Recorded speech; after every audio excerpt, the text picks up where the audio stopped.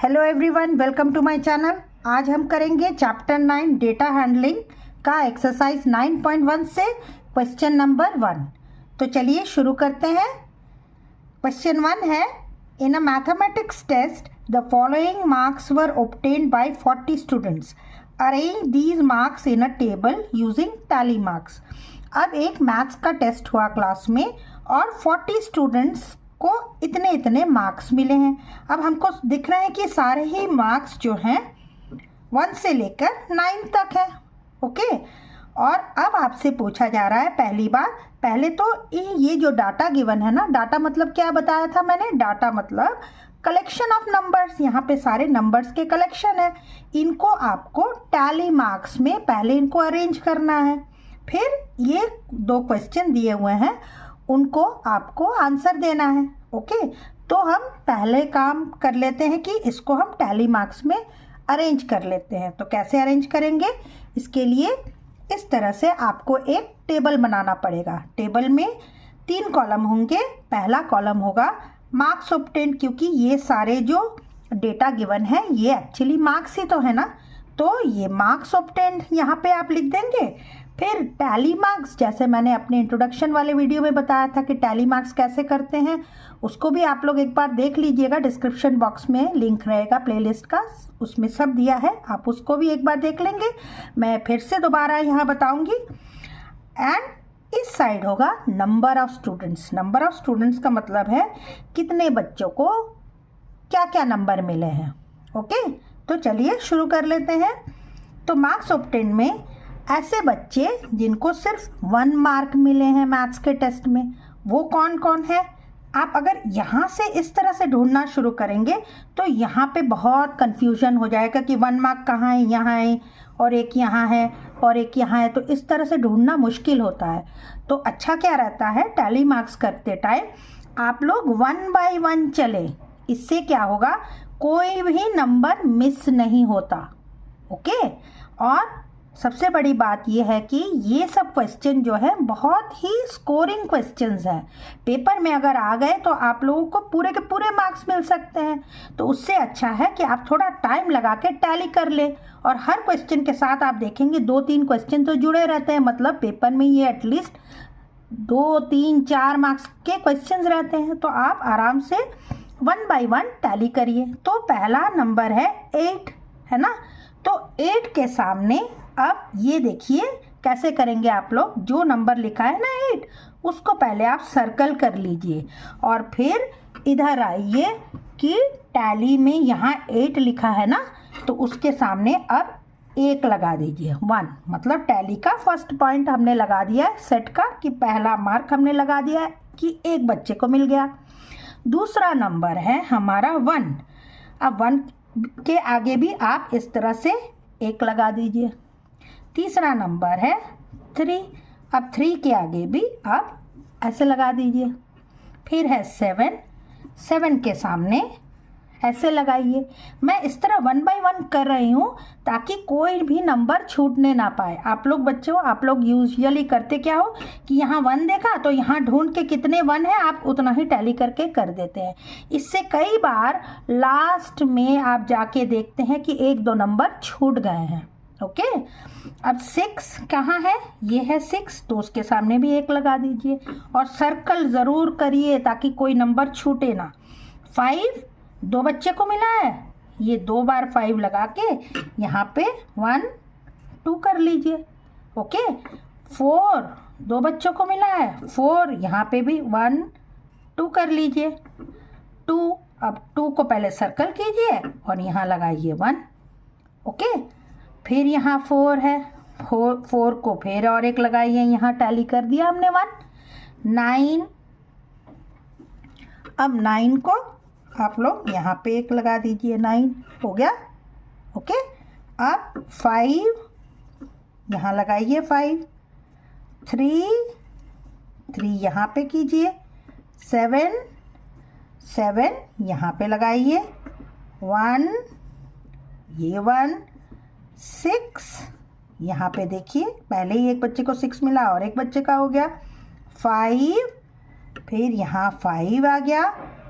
2 2 पे लगाइए, 7 7 पे लगाइए, फिर 7 और एक 7 को लगाइए, 3 ये 3, 8 8 4 4 यहाँ लगा दिया हमने, ये एक 2 और एक 2 है, ये है 2, 8 ये 8, 9 यहाँ 9, 5 अब 5 देखिए यहाँ पे पहले ही 4 बच्चे हो गए, तो 5th वाला बच्चा कैसे लगाएंगे हम, ये मतलब होता है टैली में 5, मतलब 5 बच्चों को अब तक मिल गए 5 मार्क। अब हो गया 8 में भी और एक लगाइए, 6 में और एक लगाइए,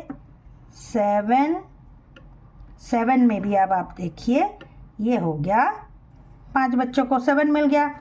अब यहाँ है 4 भी 5 बच्चों को मिल गया, 5 जो है अब दूसरा वाला सेट शुरू हो गया टैली मार्क का, 6 मार्क्स यहाँ पे, ये हो गया 4, ये 9, ये 3 हो गया यहाँ पे, 6 अब देखिए पहले ही 4 हैं तो अब ये 5th वाला हो गया, 4 2 बच्चों को मिला है, तो 4 पहले ही 5 थे, अब दूसरा सेट शुरू हो गया 2 बच्चों का, और 6 2 बच्चों को मिले हैं, 6 यहाँ पहले ही 5 थे, अब यहाँ 2 हो गया। ओके, ये हमारा टैली मार्क बन गया। टैली मतलब होता है एक रफ वर्क, आपने रफली सारे नंबर्स यहाँ नोट डाउन कर लिए हैं। ओके, अब यहाँ से हम नंबर ऑफ स्टूडेंट्स फेयर कर सकते हैं, तो चलिए अब इसको लिख लेते हैं कि टैली मार्क्स में जो है, अब यहाँ पे आप लोग बस साफ साफ लिख लीजिए, ये हो गया 2, ये है 3, ये भी है 3, ये है 5 + 2, ये इस तरह वाला जो होता है ना, इसको हम 5 कहते हैं, और ये 2 मतलब 7, यहाँ पे 5 + 1 ये हो गया 6, यहाँ है 5 + 2 7, अब यहाँ हो गया, ये हो गया 5, ये है 4 और ये हो गया 3। स्टूडेंट्स, अब सबसे इम्पॉर्टेंट चीज़ क्या है कि इनके टोटल 40 आना चाहिए। अगर 40 नहीं आ रहा है मतलब कोई ना कोई नंबर ज़रूर छूट गया है यहाँ पे।